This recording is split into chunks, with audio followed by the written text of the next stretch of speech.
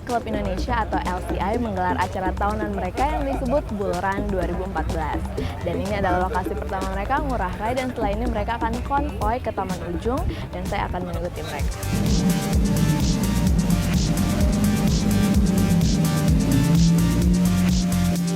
Lamborghini Club Indonesia adalah sebuah perkumpulan yang beranggotakan para pemilik Lamborghini Supercar.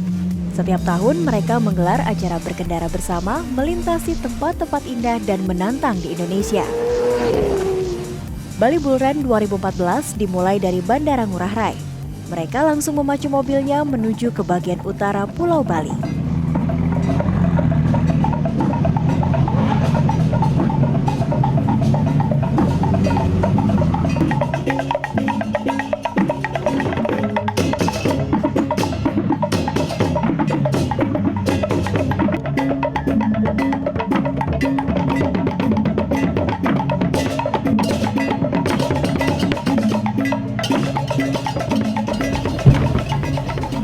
Ya, sekarang saya sudah berada di salah satu tempat bernama Taman Ujung. Taman Ujung ini digunakan dulunya sebagai peristirahatan para raja. Dan sekarang saya akan masuk melihat tari-tarian, juga menyantap makan siang bersama teman-teman anggota LCI.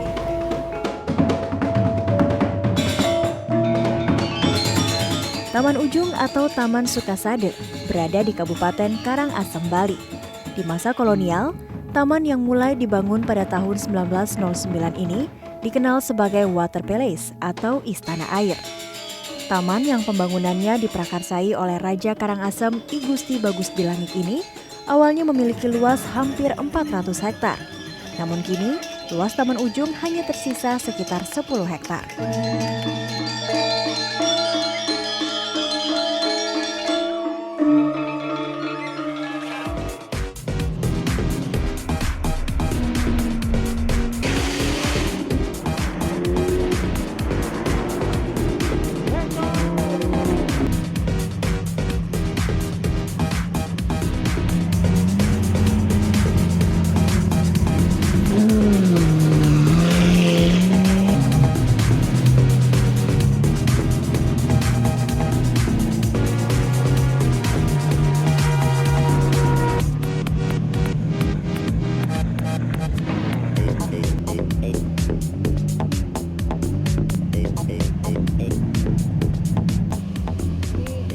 Oke, Pak Buce Wijoyo, ya boleh diceritain Pak, ini kenapa Bapak suka sama mobil Lamborghini, dan bisa diceritain sejarah Lamborghini?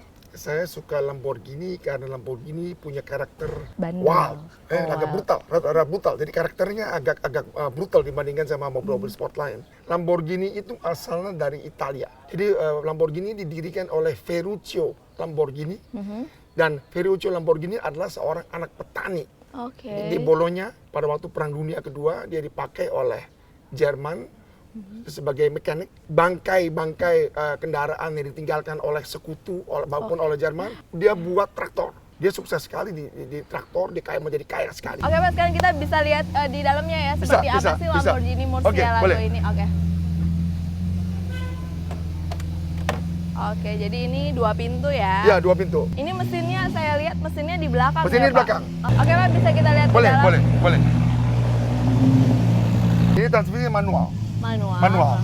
Ini mobil sebetulnya bisa dirubah menjadi otomatis bisa. Oke. Jadi tinggal pencet ada satu knop, itu menjadi otomatis. Ini mobil ini 12 silinder, 620 tenaga kuda. Oke. Jadi karena itu namanya tipenya Murcielago 620. Kenapa sih Lamborghini ini lambangnya banteng? Ya, Ferruccio Lamborghini dilahirkan di bawah bintang Taurus. Dan semua nama-nama Lamborghini, jadi seperti Lamborghini Murcielago, Lamborghini Gallardo, semua ada hubungan dengan nama banteng. Kita akan mendengar Pak Buce menyalakan bantengnya ini seperti apakah, tapi memang ini harus ditutup dulu. Oke Pak Buce, silakan. Oke, terima kasih.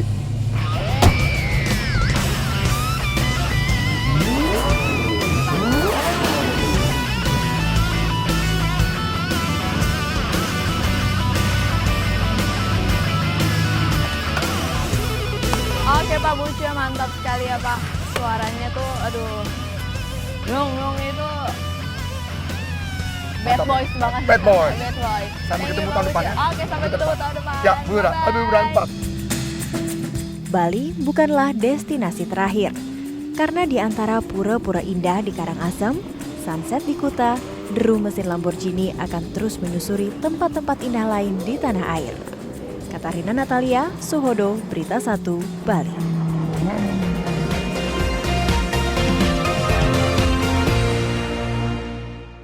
What's the lesson for today? Bad news spreads faster than good news. July 16th, there was a crazy story. Someone published on Facebook that I was in a car crash reading a book while I was driving. As you can see, it's not true.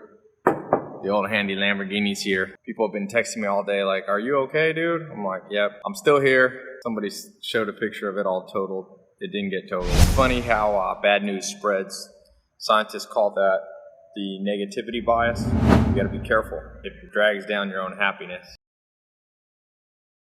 That's why the news is mostly negative stuff. If you look at it and do the math, there's about 90% negative, 10% positive, because it gets rated. I was reading a book by Columbia professor Halverson. It's the same thing. The biases of the brain are very hard to overcome, and the masses of people will never overcome them. So if we're built to be aware for survival for those negative potential outcomes, even though that was functional 10,000 years ago or 50,000 years ago, we still get our brain hijacked by that same primitive instinct.